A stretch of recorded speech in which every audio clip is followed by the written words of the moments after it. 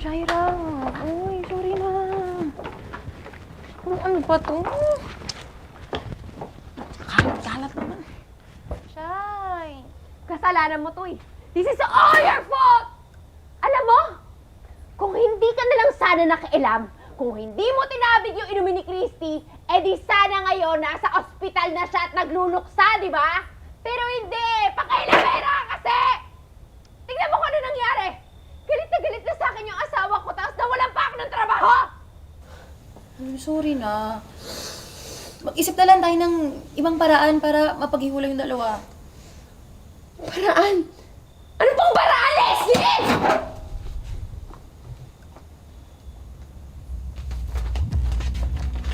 Ano ba yan? Nakita ko dyan, nakakalat. Uy, ano ba nangyayari sa'yo?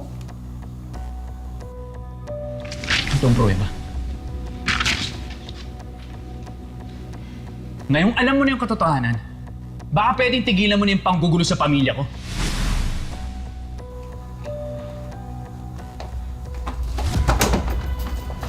Shay!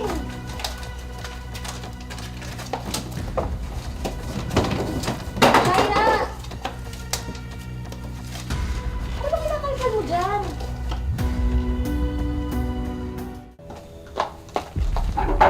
Ano ba yan? Tessie, tignan mo. Tignan mo, dali. Anong napapansin mo?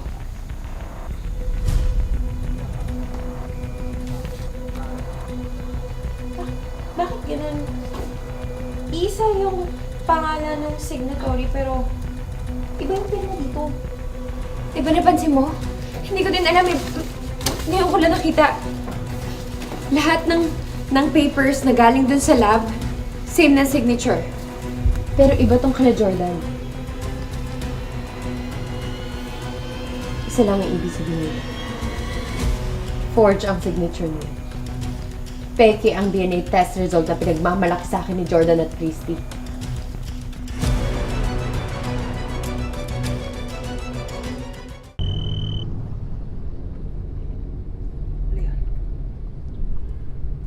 Oh, anong kailangan mo? Tantanan mo muna lahat ng ginagawa mo, tapos bumalik ka agad dito sa Manila. Now na. Okay, bakit biglang nagbago yung ihip ng hangin? Eh, di ba dati pinapaalis mo ako, ngayon pinapabalik mo ako?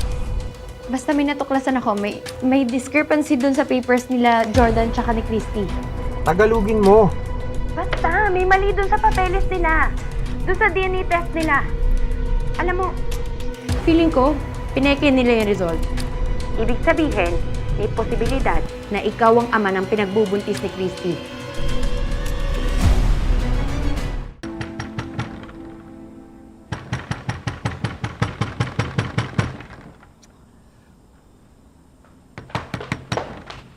Sandali! Kalampag naman to.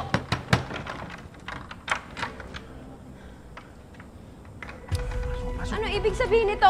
Ikaw lang mag-isa pinapabalik ko. Sino to mga to? Ano ba? Ikaw lang mag-isa pinapabalik ko, di ba? Ba't nagsama ka ba ng kung sino-sino? Hindi sila kung sino-sino lang. Pamangkin mo to si Billy, si Kaosa, si Kuago. Pamilya ko yung mga yan. Oh my God, ano bang klaseng pangalan yan? I don't care whoever they are. Hindi homeless shelter ang bahay ko o bahay ampunan. Ikaw lang ang kailangan ko, kaya paalisin mo na sila kasi wala naman silang silbi sa akin. Huwag mo silang pinapastos. Gusto mo banatan kita? Ha? May balita ako para sa'yo. May nakausap akong dating karasag na nandito na sa Maynila. May kakilala daw siya magaling sa computer. Patutulungan daw tayo makuha nun yung sa paternity result dun sa clinic.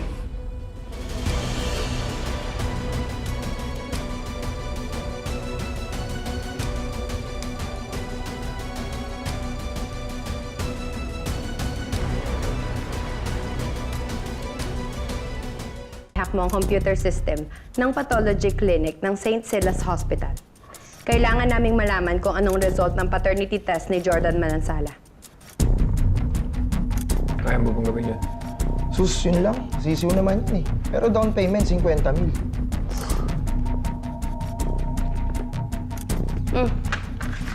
Gano'ng katagal namin kailangan maghintay? Bigyan niyo lang ako ng isang hanggang 2 oras. at mabibigay ko ni record na hinahanap niyo.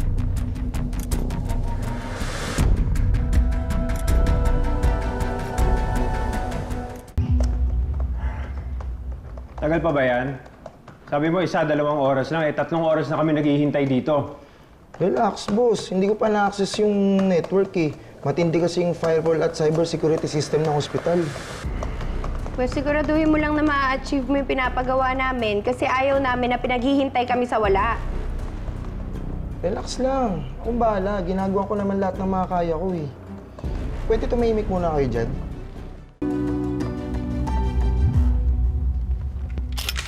Pipi ko na ako sa'yo. Gusto mo mawala ng kanang paa? Ha? Relax lang, boss. Ginagawa ko na lahat ng mga kaya ko eh. Hindi naman madalit yung pinapagawa ninyo eh. Ma'am, kausapin nyo naman yung kasama nyo. Wala naman takutan. Ewan ko sa'yo. Alam mo, bahala ka na dito. Parang wala naman silbi. Okay. Teka lang, ma'am. Huwag niyo po akong patayin. Napasok ko na yung system ng pathology clinic. Tingnan mo nga yan. Baka niloloko tayo nito.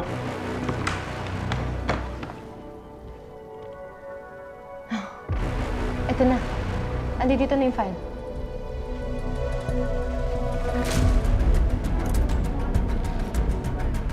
Zero % probability of paternity between the baby and the alleged father. Ano ibig sabihin? Tagalogin mo kasi sa akin. Ano ka ba? Tama yung hinala natin. Hindi si Jordan yung tatay.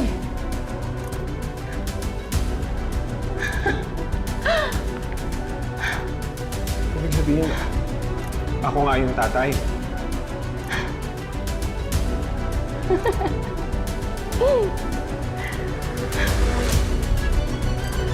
Sabi niya eh. Sabi na ako ang tatay na dinadala ni Christy. Magkakaanak na kaming dalawa. Kaya buti na lang talaga kumuha na ako ng print ng result. Bakit? Anong plano mo? Eh, hindi ba halata? Di ba pineke nga nila yung test result? Kaya nga akala ng lahat si Jordan yung tatay ng pinagbubuntis si Christy.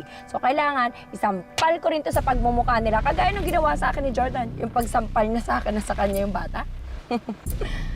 O sige na. Puntahan ko si Jordan. Bumaba ka na muna. Ano? Baba na! Sandali lang. Sarah, huwag ka magpadalos-dalos. Ano magpagpadalos-dalos? Eh kaya nga natin ito inalam, di ba? Para ipakita sa kanila kung ano yung natuklasan natin. Ano, kailan pa tayo kikilos? Paano natin mapaghiwalay yung dalawa? Uy, gaano ka ba kasigurado dyan sa i-expose mo? Paano kung alam pala talaga ni Jordan yung totoo?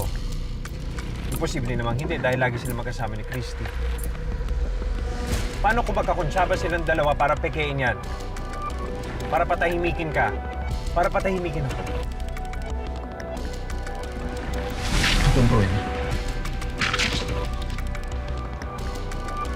Ngayong alam mo na yung katotohanan, baka pwedeng tigilan mo na yung panggugulo sa pamilya ko.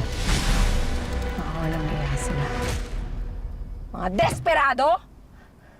Alam mo, walang mangyayari kung magiging emosyonal ka. O paano gagawin natin? Ha? Paano natin sila mapaghiwalay? Si Christy.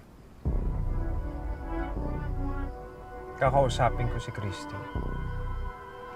Kukumbinsihin ko siya na sumama na sa akin. Total, may karapatan ako dahil ako ang ama ng dinadala niya.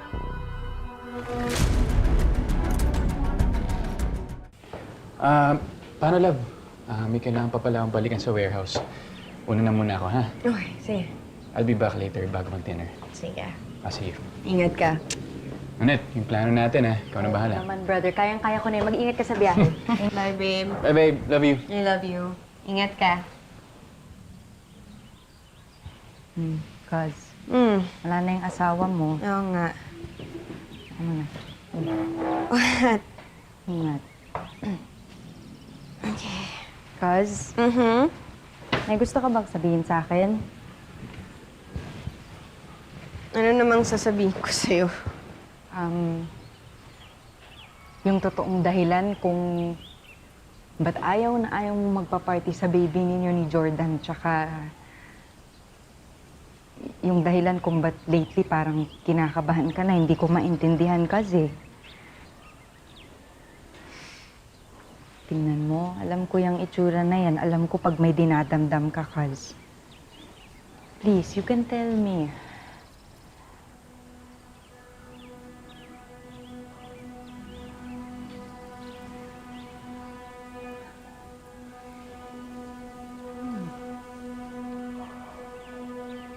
Hindi si Jordan ang ama ng baby ko.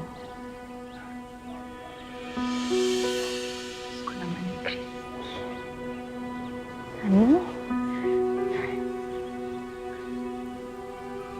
Kaz, paano? May resulta yun, di ba? May test. Tsaka sinabi sa resulta, si Jordan yung ama ng bata. So, paano nangyari yun? Kasi... Ano, cause hindi totoo yung resulta na nakuha natin. Pineke namin yun ni Mama. Oh my God, Christy! Ano bang pinasok mo? Tsaka, ang tanong ko sa'yo, paano mo nagawa yun? Paano mo nagawa kay Jordan yun? Ako na... Takot kasi ako baka masira yung samahan namin ni Jordan. Gusto ko na lang kasing kalimutan yung mga trahedyang nangyari. Gusto ko nang mag-move on, Kaz. Okay, cause you were scared, pero mali. As in, mali, Christy. You should know better. Hindi ko na kasi alam anong gagawin ko nung panahon na yun. Parang naiipit na ako sa lahat. Parang wala na akong ibang option. Ito na lang, Kaz. Ito na lang. Para hindi malaman ni Jordan. Pero kasi hindi mo lang naman kasi tinago yung totoo. Pinalitan mo pa. Wait lang, Christy. Sino ba ang ama? Ha? Si Leon ba? Kaya ka nagkakaganyan?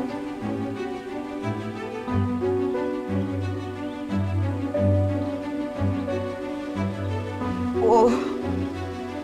Oo. Tsaka natatakot talaga ako pag nalaman niya hindi niya ako patatahimikin, Kaz. Kasi...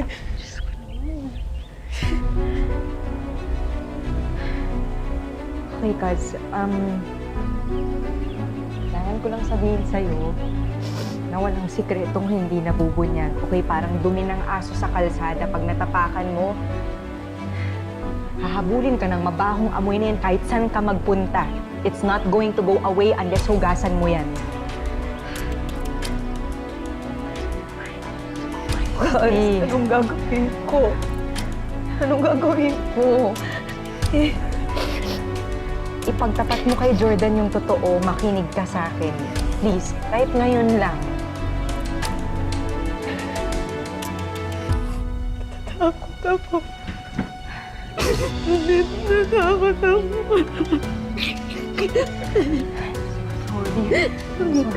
Sorry. I'm so sorry.